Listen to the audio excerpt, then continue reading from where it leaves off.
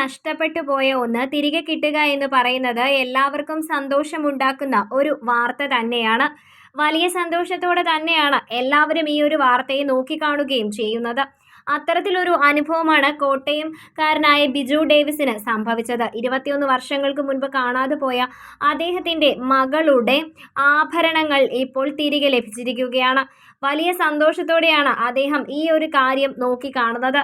എത്ര സന്തോഷത്തോടെയാണ് ഈ ഒരു കാര്യത്തെക്കുറിച്ച് അദ്ദേഹം പറയുന്നത് എന്നതും ശ്രദ്ധ നേടുന്നു. ഒരിക്കൽ മഴയുള്ളൊരു രാത്രിയിലാണ് മകളുടെ ആഭരണങ്ങൾ വീട്ടിൽ നിന്നും നഷ്ടമായത്. ഈ ആഭരണങ്ങൾ തിരികെ ലഭിക്കുവാൻ വേണ്ടി അന്ന് പോലീസിൽ കംപ്ലൈന്റ് കൊടുത്തിരുന്നു. എന്നാൽ ഒരു ഗുണവും ഉണ്ടായില്ല എന്ന് മാത്രമല്ല, വലിയ തോതിൽ തന്നെ പോലീസുകാർ ഈ കേസിനെ കുറിച്ച് അന്വേഷിച്ചുവെങ്കിലും ഒരു തുമ്പും ലഭിച്ചിരുന്നില്ല എന്നതും ശ്രദ്ധ നേടിയ കാര്യമായിരുന്നു. തുടർന്ന് ഇതിനി ലഭിക്കില്ല എന്ന് കരുതിയതായിരുന്നു. എന്നാൽ ഇപ്പോഴിതാ ആ സ്വർണം തിരികെ ലഭിച്ചിരിക്കുകയാണ്. മറ്റൊരു മോഷണവുമായി ബന്ധപ്പെട്ട് പ്രതിയായ സുബൈർ എന്ന വ്യക്തിയെ മറ്റൊരു ഓഫീസിൽ സ്വർണം മോഷ്ടിച്ചതിന്റെ പേരിൽ പിടിക്കപ്പെട്ടപ്പോഴായിരുന്നു ഈ സ്വർണം തിരികെ ലഭിക്കുന്നത്. മറ്റൊരു സ്വർണ്ണക്കടത്തിന്റെ ഇടയിലാണ് ഈ ഒരു സ്വർണം ലഭിക്കുന്നത്.